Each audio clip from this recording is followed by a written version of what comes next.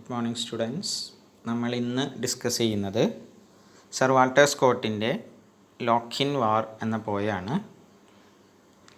Sir Walter Scott, he was born in Edinburgh 15th August 1771 and died in Melrose 21st September 1832 at the age of 61.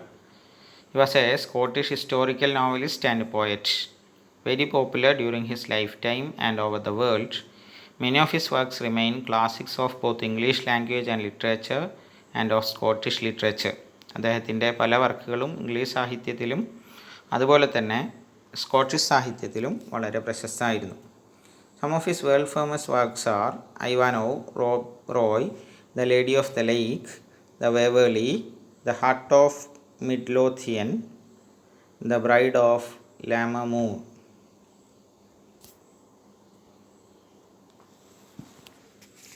As we said, he was a Scottish poet and he was a legal advisor, advocate and judge by profession.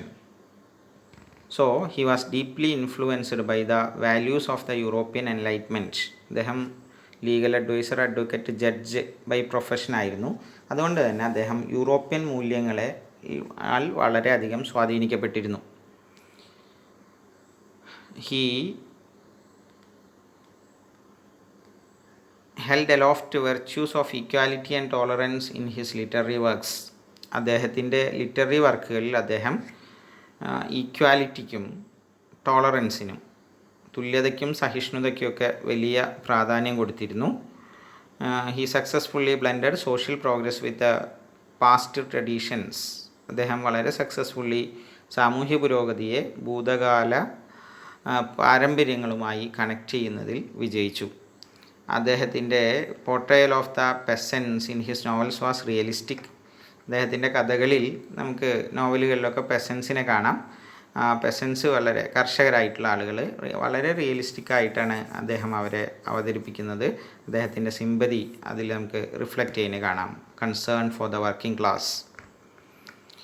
അദ്ദേഹത്തിൻ്റെ വർക്കുകളൊക്കെ Scottish ഹിസ്റ്ററിയുമായി ബന്ധപ്പെടുത്തിയിട്ടാണ്, അതിൻ്റെ back ഡ്രോപ്പിലാണ് പ്രധാനമായിട്ട് അദ്ദേഹത്തിൻ്റെ കഥകളൊക്കെ വരുന്നത്. സ്വാഭാവികമായിട്ടും Scottish history clash between Scottish and English cultures. English സംസ്കാരവും Scottish സംസ്കാരവും തമ്മിലുള്ള ക്ലാഷാണ് പോയങ്ങളിലൊക്കെ, അല്ലെങ്കിൽ സ്കോട്ടിഷ് ചരിത്രം തന്നെ ഒരു പരിധിവരെ ഇംഗ്ലണ്ടും സ്കോട്ട്ലൻഡും തമ്മിലുള്ള സംഘർഷങ്ങളാണ് ഉണ്ടായിരുന്നത്. Lochinvar sir Walter സ്കോട്ടിൻ്റെ വളരെ പ്രശസ്തമായ ഒരു ബെല്ലാഡാണ്. ബെല്ലാഡ് മീൻസ് എന്താണ്, ഓൾഡ് സ്റ്റോറീസ്, പഴയ ധീരകൃത്യങ്ങൾ, അങ്ങനെയുള്ള കഥകളാണ് പ്രധാനമായിട്ട് വരിക. നമ്മളുടെ ഈ വടക്കൻ പാട്ടുകളൊക്കെ പോലെയുള്ള പാട്ടുരൂപത്തിൽ കൈമാറി വരപ്പെടുന്നൊരു രീതിയാണ് ബെല്ലാഡുകൾക്ക്. ഇതൊരു ബെല്ലാഡ് രൂപത്തിൽ എഴുതപ്പെട്ട കവിതയാണ്.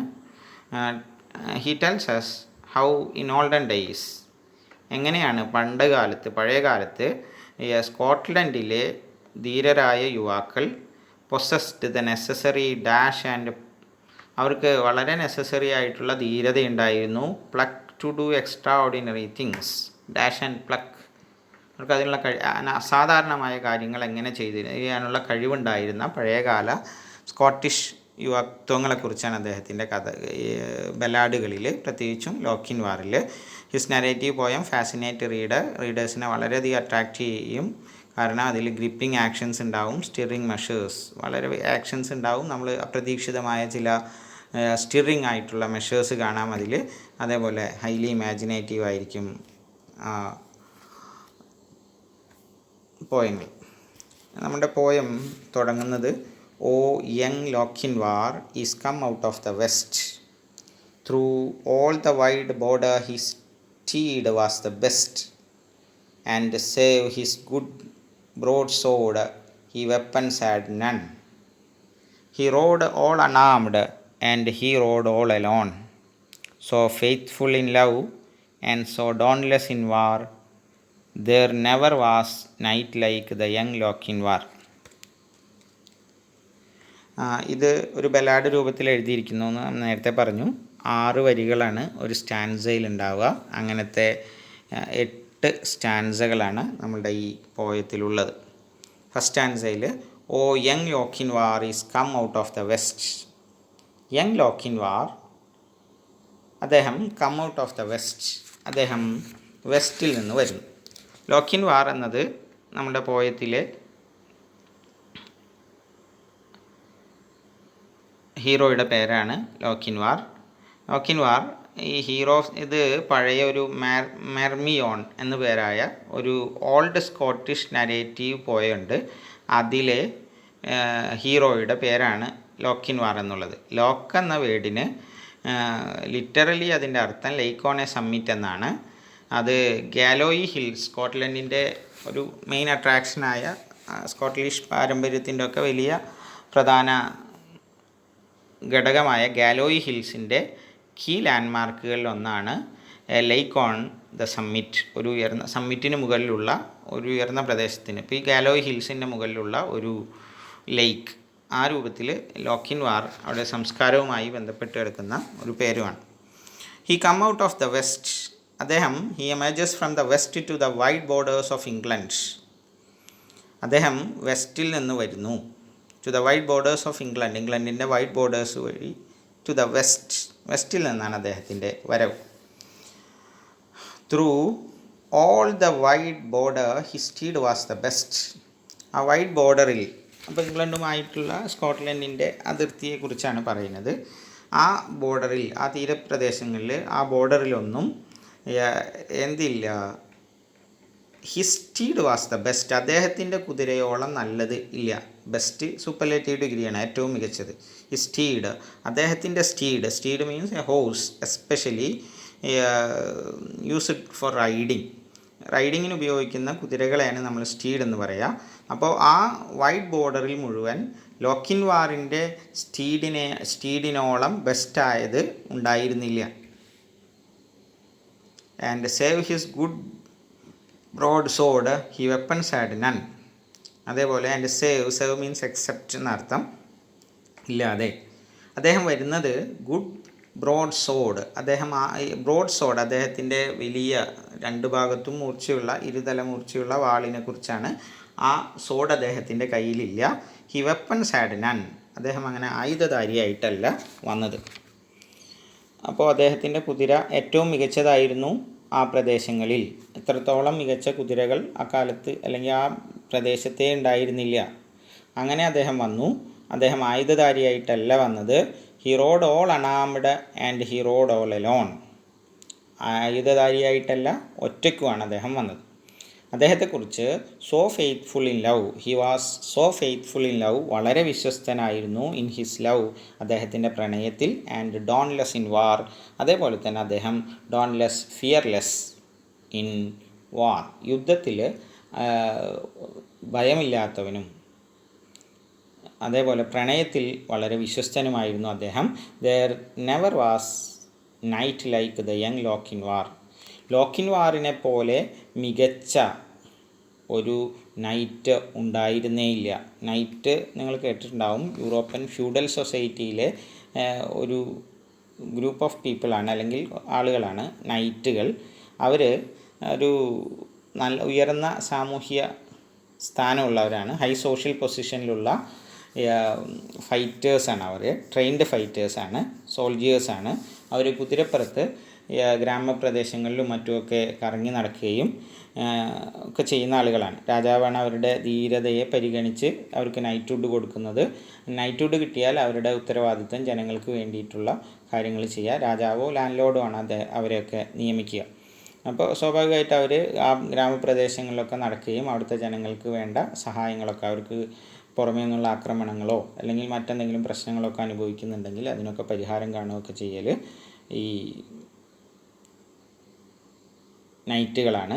അപ്പോൾ ലോക്കിൻവാറിനെ പോലെ ഒരു നല്ല നൈറ്റ് അക്കാലത്തുണ്ടായിരുന്നില്ല. He stayed not for a brake, he stopped not for stone, he swam the Esk river where ford there was none.